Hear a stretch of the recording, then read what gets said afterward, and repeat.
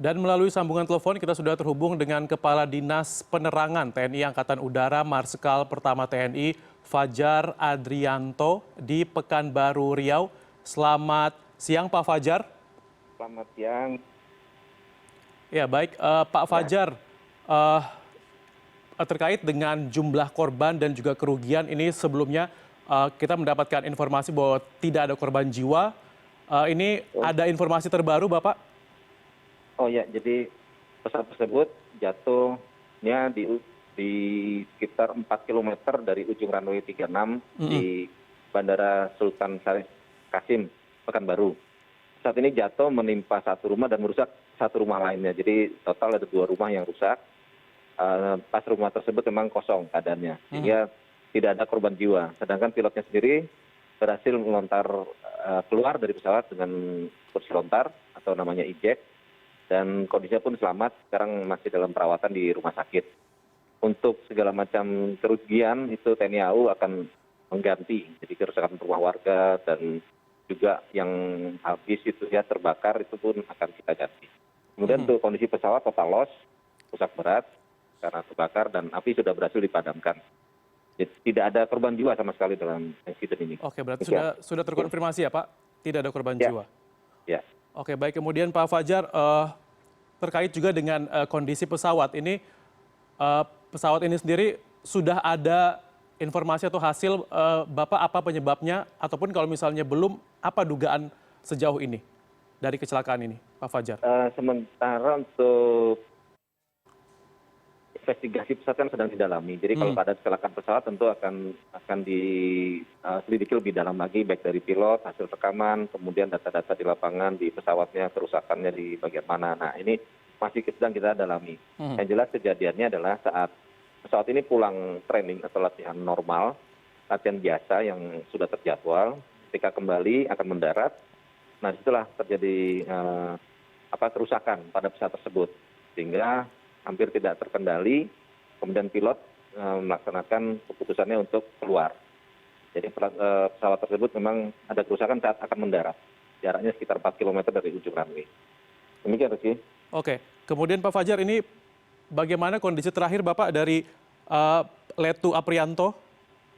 Letu Aprianto dalam kondisi sehat, hanya memang sesuai prosedur, dia harus tetap dirawat dulu di rumah sakit. Nah, dilihat di ronsen kan habis keluar dari pesawat tuh dengan kursi lontar, itu kan tentu dilihat juga bagaimana struktur tulangnya di ronsen, kemudian pendarahannya bagaimana, maksudnya dalam darahnya itu apakah ada kejadian yang berefek samping atau tidak. Sementara ini kondisinya masih normal, namun dia masih harus perlu istirahat di rumah sakit TNI AU Pekanbaru. Ya baik, kemudian Pak Fajar, ini kan juga dikatakan pesawat yang jatuh pada hari ini juga ini salah satu armada tua seperti itu. Nah kalau untuk sebenarnya untuk maintenance dari alutsista sendiri seperti apa sih Pak? Dan berapa banyak sebenarnya pesawat yang usianya sudah dikatakan cukup tua saat ini? Ya, jadi pesawat ini sebenarnya tidak tua ya, karena memang sudah digunakan untuk berbagai macam operasi oleh TNI Angkatan Udara, khususnya operasi pertahanan udara, operasi pengamanan dan segala macam. Pesawat ini mulai digunakan oleh TNI AU sejak tahun 1995. Jadi sudah generasi keempat yang lumayan canggih.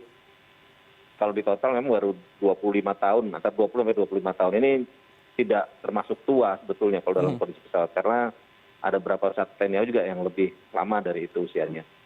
Jadi perawatannya pun dilaksanakan dengan normal. Sebelum terbang tadi diadakan pengecekan, kondisinya baik saat ini. Oke, baik. Ya Pak Fajar, kemudian juga ini kan lokasi jatuhnya berada di permukiman warga. Nah ini untuk proses evakuasi dari bangkai pesawat sendiri seperti apa? Dan kemudian untuk ganti rugi sudah ada kisaran berapa gitu Bapak yang akan diberikan kepada warga di sana? Ini sedang kita hitung berapa kerugiannya. Jadi masih dihitung untuk pesawat, ya untuk pesawat tentunya kalau akan evakuasi, apalagi pesawat tempur, ini kan di dalamnya ada beberapa katrit dan juga ada beberapa yang bisa menimbulkan ledakan atau percikan. Nah ini yang kita amankan dulu. Yang penting apinya sudah padam sehingga aman bagi warga sekitar, dan kita juga menggilinginya dengan polis lain supaya tidak didekati oleh masyarakat. Karena pesawat ini kan pesawat perang, sehingga di dalamnya pun ada berbagai macam instrumen ataupun ada berbagai macam suite yang rahasia sifatnya.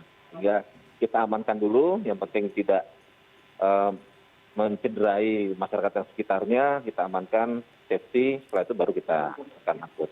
Demikian itu. Baik, Pak Fajar Adrianto, terima kasih Bapak atas waktunya untuk CNN Indonesia.